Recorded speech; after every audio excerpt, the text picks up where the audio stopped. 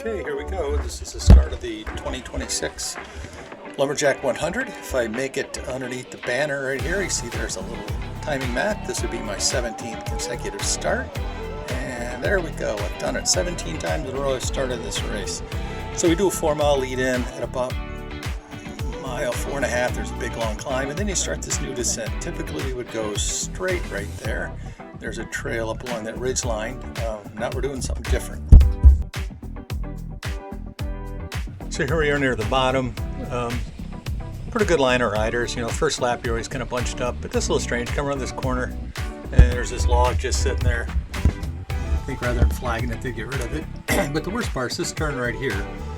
Again, a little slow on lap one because of people, but that tree right there, it just seems like a dumb place for that to be. You'd think they would have moved the trail or got rid of that tree. So in lap one, I kept forgetting to turn on my camera. I was worried about battery life and cards and stuff like that. So this jumps way ahead. This is the final descent you get before you head into your pits. So you got a steep climb to get up to this, and you get to the top. And I always joke, tell people, you know, if you get to the top of that last climb, I swear you can have 2 flat tires and a broken chain, and you can just roll it pretty much all the way to the finish line. So going down here, I would typically go a little faster, but you know I sound like a broken record, but I'm on the Cannondale full suspension and I'm still not as used to it as I was to my Superfly hardtail. So I get up to maybe 25, 26 miles an hour coming down this, which isn't bad, but typically, like I said, on my old bike, I could get up over 30. Not going to do that today. I'm still getting used to it, but time's still rolling pretty good. Yeah, going along nice. It is a fun descent, I have to admit. I mean, it's a mile long.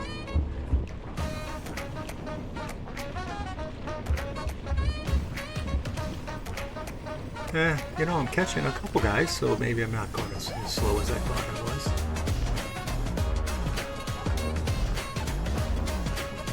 Good times. This is a great way to finish a race. I mean, it could be worse. You could be climbing to the finish line. That would be terrible. Yeah. So, keep rolling. It eventually kind of levels out, but you can still carry some speed. Eventually, you'll come into where all the tents are. I'll speed it up when we get to the tents, and then slow it down to get to the end of the lap. So right there's the timing mat, and we're done with lap 1. I roll into the pits. We got great people working in our pits. You'll see Pat here in just a second. Put his arms in. There he is. There's Pat on the right, putting his arms up. That's Mike there on the right. Ben standing there in the red. Tracy, you could see her right away. She was over underneath the white tent. She's helping Versus in addition to helping us as well. So now we're out on lap 2. This is, I don't know, 2-3 miles before the feed station. This is a hill. A lot of us in my group anyway, we call the Hobbit Hill climb, mainly because at the bottom of it there's a tree with a hollow hole in it. We just call it the Hobbit Hole. Most people call it the Fire Tower climb. If you did the race last year, this is the climb where you got up and then most people got off their bikes and walked up the steep section that led up to the Fire Tower. This year we go straight past that, and we'll eventually end up at the aid station. So this is kind of fun here. We'll work through here as we get to some of the speed up sections. We'll just bomb through that, get up a little sooner. Wish I could actually ride that fast, but yeah, no.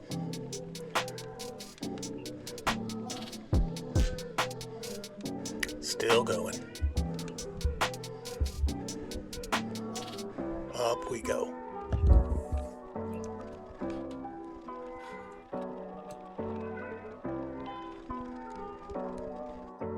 So here we are, we're almost to the top. I hear a couple guys behind me, so I tell them I'll move over and let them go by. So we pull over here. This is where last year we turned right there. We went up that steep section up to the fire tower. So I let these guys go by. And I heard a couple more guys behind me, and they said no, they were good sticking behind me. So we take off and head toward the aid station. So we jump ahead here a ways again. The guy in front of me, his name's Kevin. I caught him out on, caught him. I think he caught me actually out on the road section before we came back in onto the single track.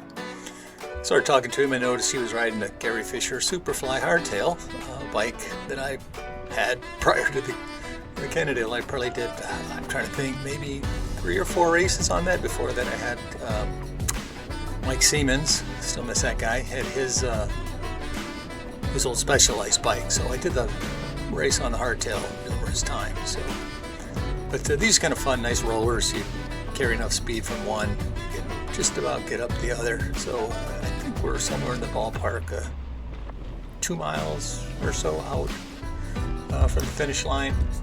I'll speed this up a little bit here, get through some of these rollers and pick up a little bit.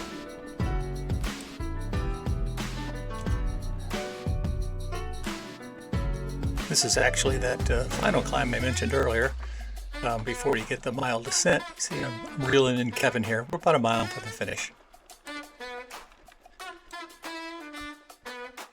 I'm going to jinx it, but we might actually make it before second place comes around. So there we are at the top of the last climb again. Going to do the descent. I should mention, like I said there, we might be second place. Jordan Wakely, as it turns out, somewhere around maybe, I'm guessing, mile 8. He went by us. He was the winner. He was finishing lap 3, 8 miles from the finish, before we had even finished lap 2. Yeah, he was flying. So here we go. We crossed the timing mat again for the second time, and my second lap is in the books. It's always good to get lap 2 over. I hate lap 2. You know, lap 1, you got fresh legs, you're feeling great. Lap 2, everything you do, you're starting to get tired, your legs are sore, and you know you got to do everything one more time. So lap 3 is just, war of attrition, just want to get done. So this is coming up to the aid station here. That guy in front of me is Rob Peters. He started in wave 3, which is, he said he hadn't been riding in a month or so he's a little out of shape, but he's an incredible athlete.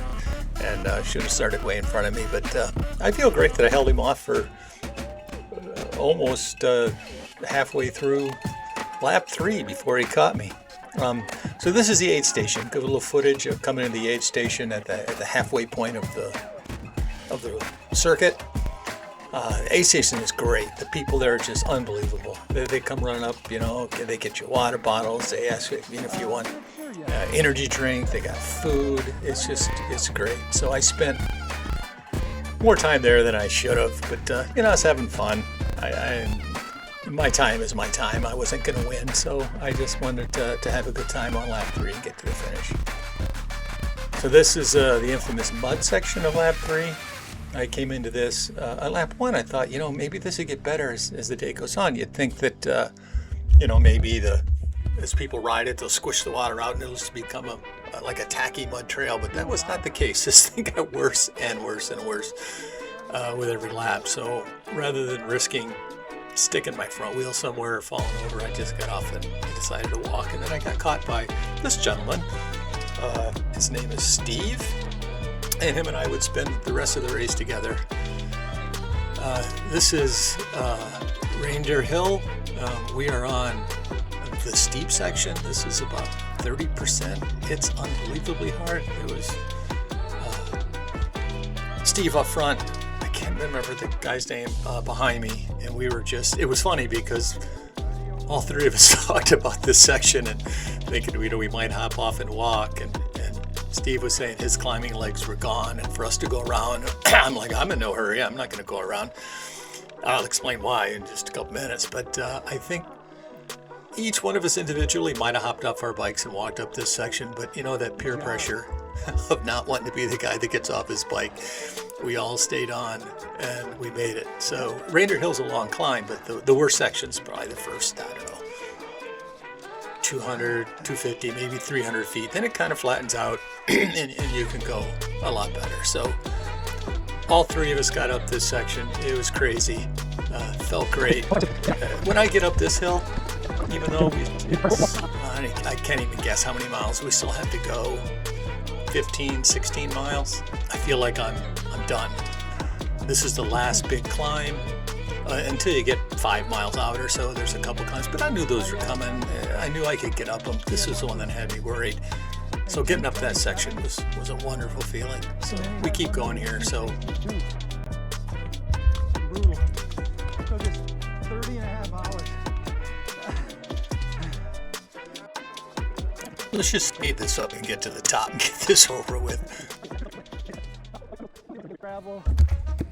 Yeah, so now you see why I didn't want to get around him. My legs were tired as well, but like I said, he goes downhill a lot faster than I do, and I didn't want to be in front of him holding him up. So we go down Reindeer Hill, bombing along. It is a fun descent, I have to admit. You can get going pretty good on here. I thought it was going pretty fast, and yet he was still pulling away.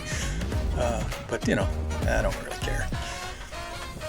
I would catch back up when we got to some of the flat sections, or if there's some small rollers, I could get back under his wheel pretty easy. There were no more big climbs left until we were 5-ish miles out, 6-ish miles out. So I wasn't worried about him getting too far away, and we weren't racing against each other anyway. It was just nice to have somebody to talk to. So generally I'd catch up with chit chat. So this is jumping ahead again. We're I don't even know, 2 or 3 miles out. I can't remember for sure, but just the rollers you get before you get to that final big climb that I was talking about. So we'll see how we do through here. Enjoy this section. It's quite fun. Plus, you're getting close to the end. Yep. So here we are, the last climb. We'll show you this one in all its fun and beauty. So Steve had gotten away a little bit in those rollers, but as it started to go up, as usual, I was catching back up. But I was in no hurry to get up this. This is it. You get to the top of this, and you're home free. I didn't want to get off my bike and walk, though. I wanted to see if I could make every climb in the race, and if I get to this one, it means the only time I ever got off my bike was that muddy section just after the aid station that you saw earlier. So there's the 1 mile to go sign. So you're about halfway up this hill. So I guess when I say the descent's a mile, it's a little less than a mile, but close enough. So I would guess that Steve probably wanted to get, or wished he could have gotten around the gentleman in front of him, but like he was saying, his climbing legs were dead, although he's going pretty good here. But it is the last climb, so if you know it's the last climb, it's amazing how deep you can dig.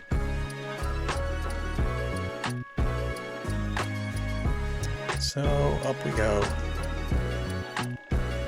So looking forward to the top of this climb.